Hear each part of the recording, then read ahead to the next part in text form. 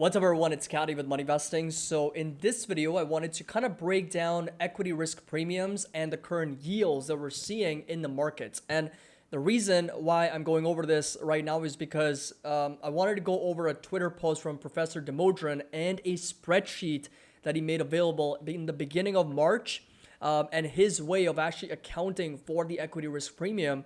And why right now, according to his analysis, stocks might still be a little bit more attractive than bonds right now, even though we are seeing that equity risk premium diminish from a traditional metric because of the fact that yields are higher and the dividend yield and the earnings yield is lower, and even historical returns are close to 7-8%, and as a result, it's diminishing right now.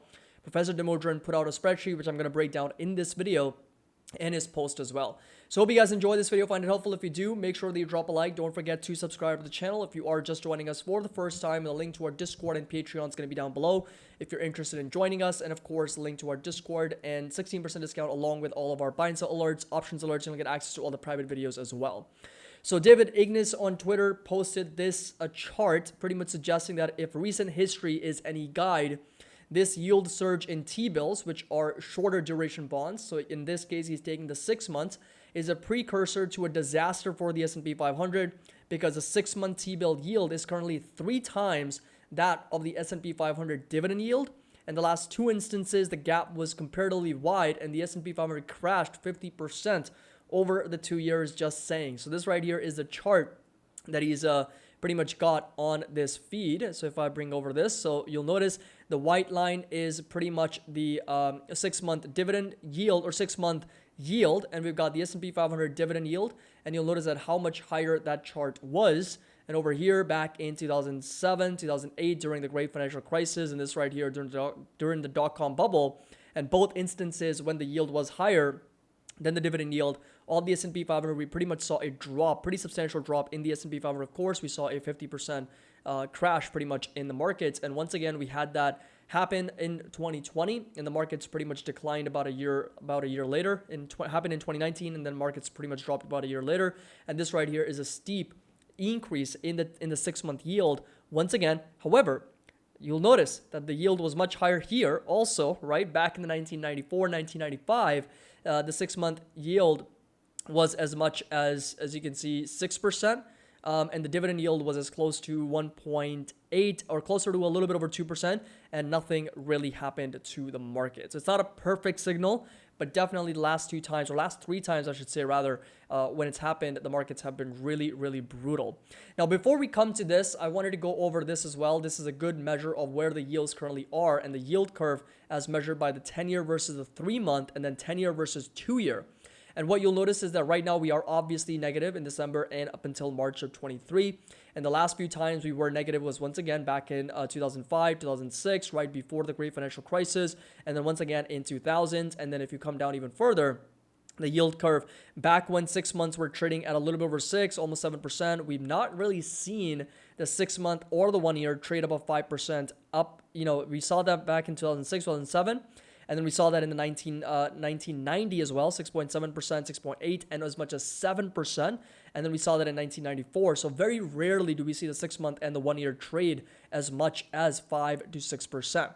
Now, here's the interesting thing, that even though the equity risk premium as measured by the dividend yield and the earnings yield of the S&P 500 is diminishing, as we have already talked about before, and how they are becoming more and more attractive for investors, that's not all the case because of what Professor Demodran is talking about. So in his post, he takes into account the expected return on stocks, right? So if you take a look at this right here, he takes into account a 9.5% return expected on the stock. So in one of his lectures, what he talks about is 3 different ways you can actually calculate the equity risk premium. Number 1 is that you can do surveys, right? You can ask people what is the rate of return that they want in the market. Not that great of an idea. Number 2, you look at historical measures, right? You look at what the equity risk premium or what the historical returns for the markets have been over the last 50 years, 80 years, 100 years.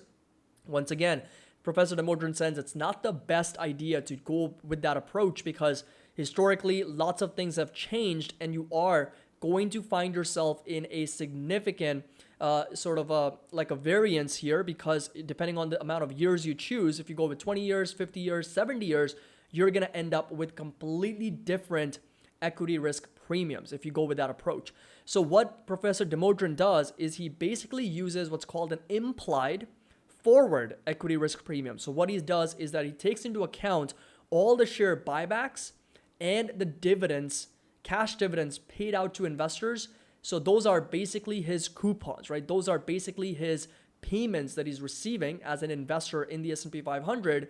And then he also takes into account the growth rate or the earnings growth rate expected from analysts, and then basically uses that to calculate the equity risk premium. In other words, calculate the expected forward rate of return from stocks from S&P 500. So this is the entire spreadsheet.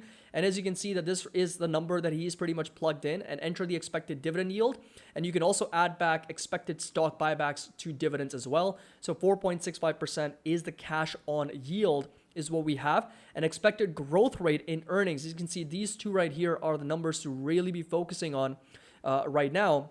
And you'll notice the expected growth rate in earnings for the next 5 years, 5.74%. And the reason why he's using 5.74% is because if you go to expected growth rate, you'll notice that right now, based on top-down estimates from analyst consensus as of January 30th, 23, the CAGR at the end of 2021 was 5.74% for the next several years out, all the way through 2028. For 2023, 1.27%. I'll kind of get to the flaws here with this analysis, and we've got a meeting with him soon, so that video will be published as well. But if you take a look at Yardeni Research, they're expecting a CAGR of about 6.67%. And if you take a look at FactSet, they're expecting 4.5%. So he's going with a 5.74% expectations for the growth in terms of the earnings, right, for the company, for S&P 500 in this case. So right now we've got $219.48, and then for the next 5 years, he pretty much is projecting out the earnings for the S&P 500. He's also accounting for the expected cash payout. This is dividends plus buyback as a percentage of earnings. So that's going to be pretty consistent, around 89.78%. And then all you have to do is pretty much add back all the dividends and the buyback and calculate the terminal value, and you get the implied risk premium in current level of index at 5.58%. That's exactly what we have, what he has on his tweet over here, 5.58%. In other words, he does believe that right now the equity risk premium based on the forward implied expected rate of return in the S&P 500 stocks still might come out ahead and might still be favorable ahead of the bond market, and he does have an intrinsic value which is a lot higher than where it's trading right now on the S&P 500, considering that the trailing PE would be sitting at 21.8 and the KP is got at just a little bit under 39, with an intrinsic value of the index at 4,400 for the S&P 500. But of course, he's got a lot of other types of analysis in terms of recession versus no recession. So if there's a recession and earnings come in a little bit lower, so again, that's the flaw, or that's really the pushback that I have, is that if the expected earnings don't grow at 5.7%, what if they grow by 4% or 3% or 2% or even lower? What if the companies don't pay as much dividend? What if the companies don't buy back shares as much? Then what happens to your expected rate of return from a forward basis in the markets? And as a result, your equity risk premium comes down and you're better off holding bonds. So just wanted to go over this approach. Definitely will be utilizing this, I think, in my opinion, in more stable environments in the market.